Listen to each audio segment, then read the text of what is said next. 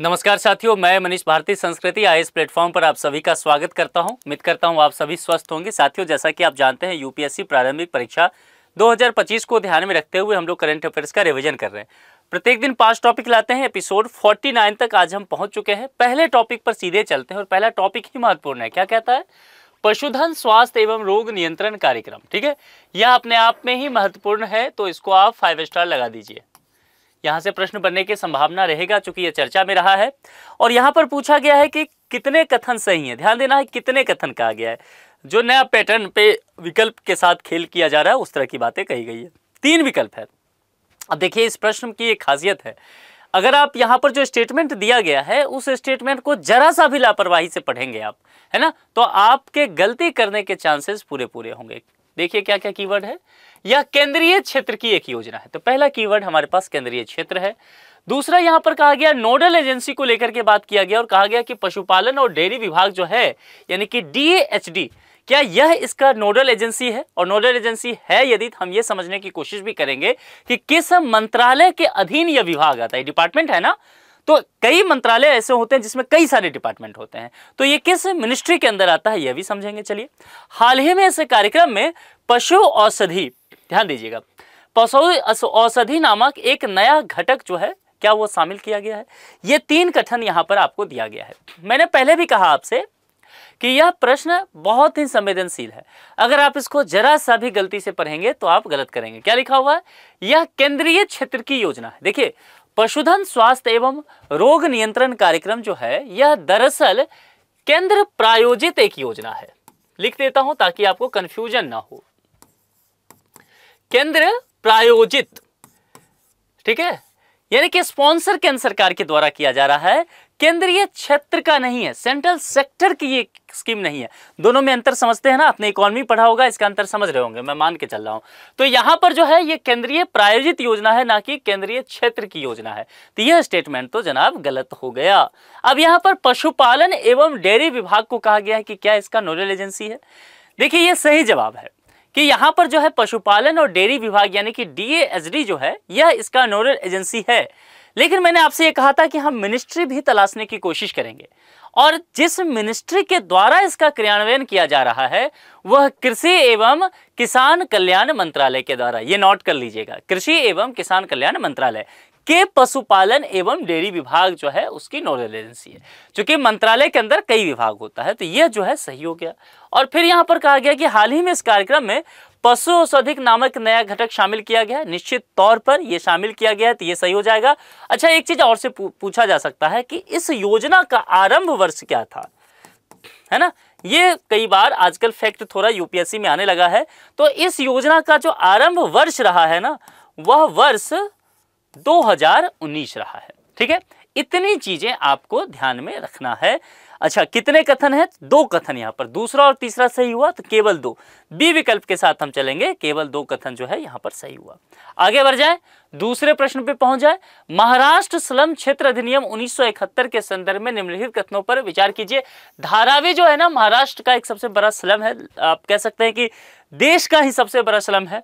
कई लोग तो कई जगह आपको दिखेगा कि एशिया का सबसे बड़ा स्लम है। जो भी है, चर्चा में रहा है, विवाद में रहा है, तो यह यहाँ पर महाराष्ट्र स्लम क्षेत्र अधिनियम 1971 पूछा जा सकता है। इस वजह से अब इसको समझ लेना है। यहाँ कहा गया सही है, कहा गया कौन सा सही है। ठीक है, इतनी बातें देख लीजिए। तीनों स्टेटमेंट को बहुत आराम से समझते हैं, तब हमें ये चीज को समझ पाएंगे।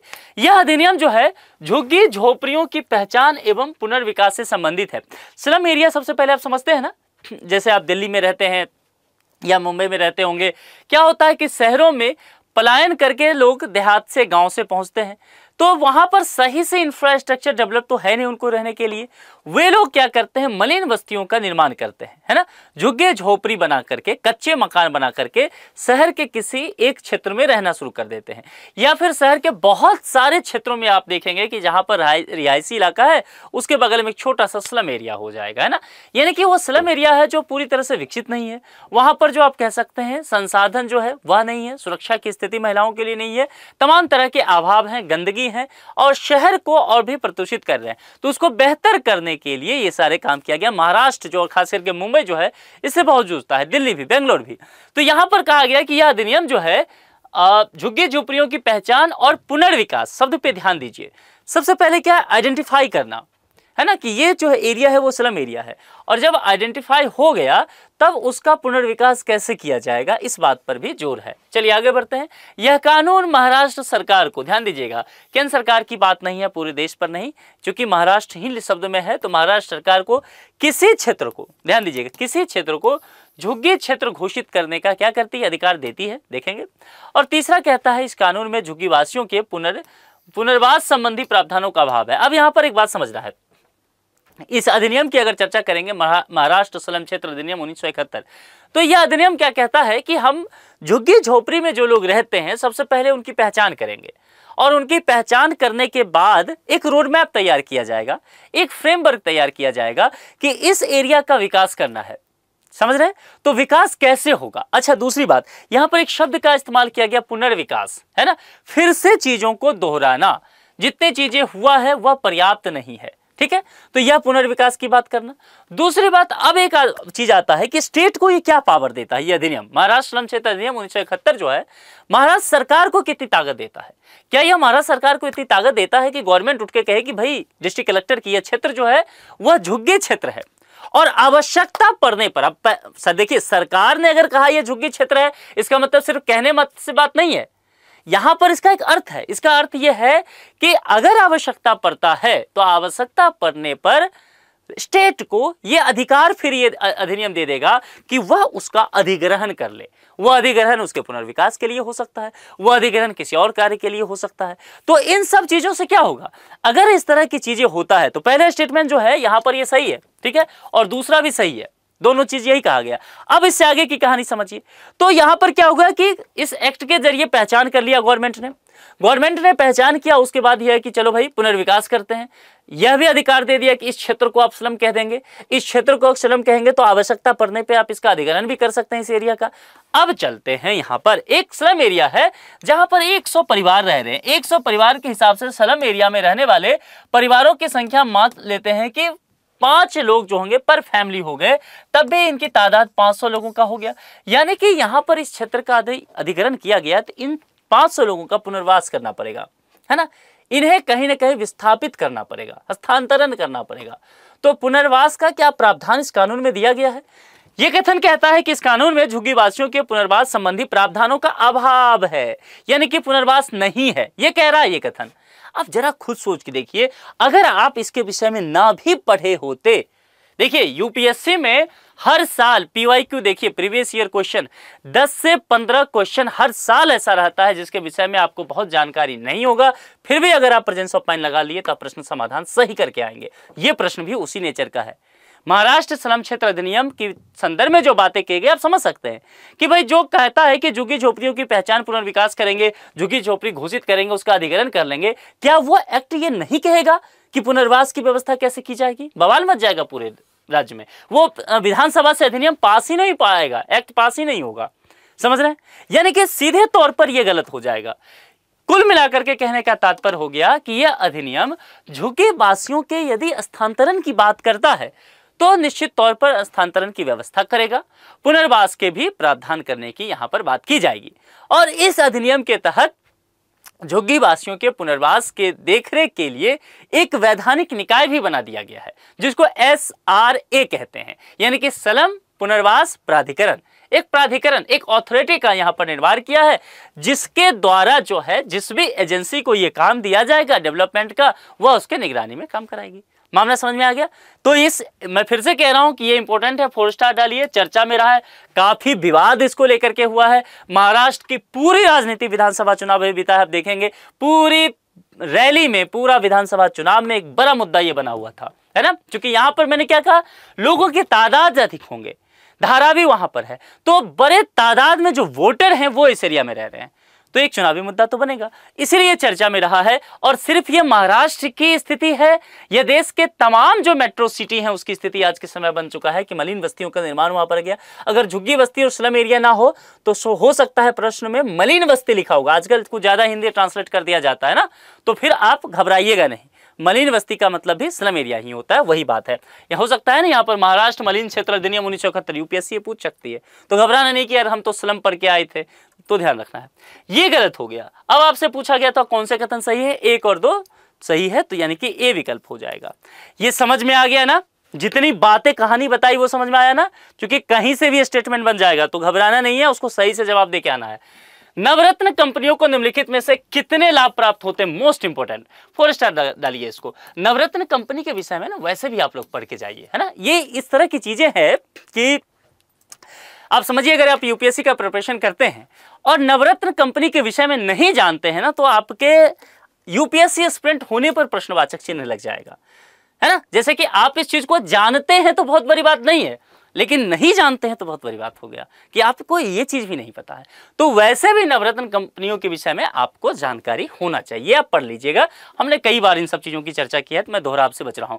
अब इस प्रश्न पे आते हैं कि क्या कहना चाह रहा है, नवरत्न कंपनियों को निम्नलिखित में से कितने लाभ प्राप्त होते हैं ना। कोई कंपनी नवरत्न की लिस्ट में आ गई तो उसको क्या क्या बेनिफिट मिलेगा इसका, ये आपसे सीधे तौर पे पूछा जा रहा है।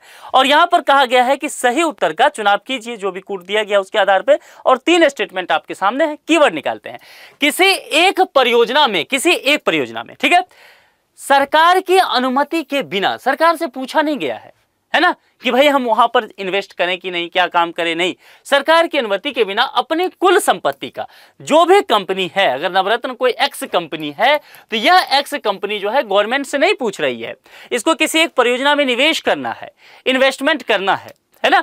वह परसेंटेज में भी हो सकता है, वह अमाउंट में भी हो सकता है ना, 1000 करोड़, ये कुछ चीजें हो सकता है, बताऊंगा मैं भी। तो कहा जा रहा है कि अपनी कुल संपत्ति का वह कितना प्रतिशत निवेश करेगी, और जितना प्रतिशत निवेश करेगी, क्या वह 25% हो सकता है, क्या वह 25% तक सरकार से बिना पूछे हुए, देखिए यहां शब्द पे ध्यान दीजिएगा, सिर्फ ये बातें नहीं की जा रही है कि निवेश कितना करना, बिना अनुमति के निवेश कितना करना है, ये पूछा जा रहा है। इसका कीवर्ड हमने निकाल लिया, आगे देखेंगे। प्रत्यक्ष सरकारी हस्तक्षेप, ध्यान दीजिए, प्रत्यक्ष सरकारी हस्तक्षेप के बिना विलय या अधिग्रहण का लाभ यहां पर होगा, यह भी देखेंगे। और नौकरशाही बाधाओं के बिना गठबंधन बनाकर वैश्विक स्तर पर अंतर्राष्ट्रीय बाजार में क्या ये प्रवेश कर सकते हैं, ये 3 स्टेटमेंट आपको दिया गया, कीवर्ड हमने निकाल लिया।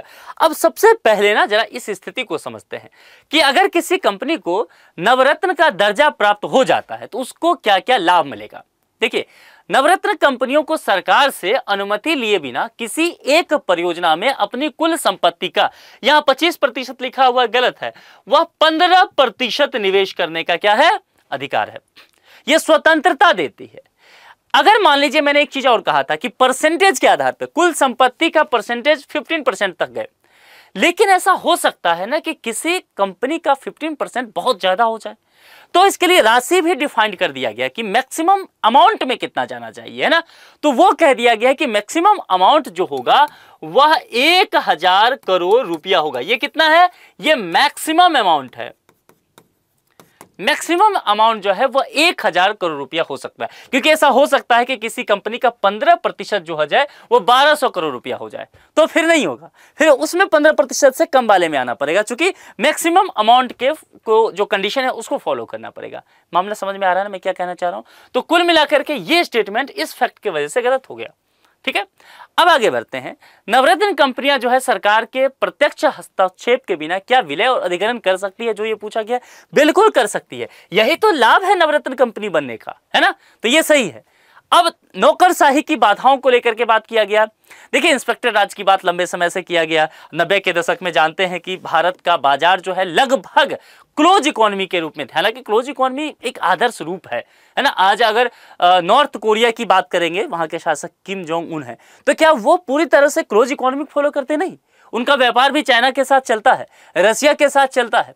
तो जाहिर सी बात है पूरी तरह से आदर्श रूप में क्लोज इकोनॉमी तो नहीं है, लेकिन हां आप कह सकते हैं कि व्यवहार स्वरूप में है। 90 के दशक तक भारत का भी यह स्थिति था। तो उसमें यहां पर पूछा जा रहा है, ठीक से समझिएगा, नौकरशाही बाधाओं के बिना गठबंधन बनाकर वैश्विक स्तर पर अंतर्राष्ट्रीय बाजार में प्रवेश कर सकते हैं। नवरत्न कंपनी होने का ये अपने आप में ही एक फायदा है कि बिना अंतर्राष्ट्रीय बाजार में गठबंधन किए हुए संयुक्त उद्यम पर वो काम कर सकते हैं। तो कुल मिलाकर के ये भी सही हो गया। पूछा गया था प्रयोग करके सही उत्तर चूज कीजिए। पहला गलत हुआ, दूसरा और तीसरा ढूंढिए कहां पे है, सी में है। दूसरा और तीसरा जो है सी में है, सी सही हो गया। ये समझ में आया ना। बहुत इंपॉर्टेंट क्वेश्चन है। फिर से कहता हूं, नवरत्न कंपनियों के विषय में अलग से आप पढ़ के रखिएगा, एक नोट्स बना लीजिए, हमेशा ये सब काम में आएगा, हमेशा ही चर्चा में रहने की चीजें हैं, सिर्फ प्रीलिम्स में ही नहीं, मेंस में भी। गोल्डन डोम परियोजना निम्नलिखित में से किस देश का राष्ट्रीय मिसाइल रक्षा कार्यक्रम है? आजकल चर्चा में आ गया है ना। और चूंकि आप जानते हैं कि अमेरिका में ट्रम्प साहब की एंट्री हुई है, तो उसके वजह से इन सब चीज़ों को लेकर के काफ़ी चर्चा आया है। जैसे मैंने अमेरिका और ट्रम्प कहा, आप समझ गए होंगे कि बी विकल्प इसका होगा अमेरिका। चूंकि गोल्डन डोम परियोजना जो है अमेरिका का एक राष्ट्रीय मिसाइल रक्षा कार्यक्रम है। क्या है?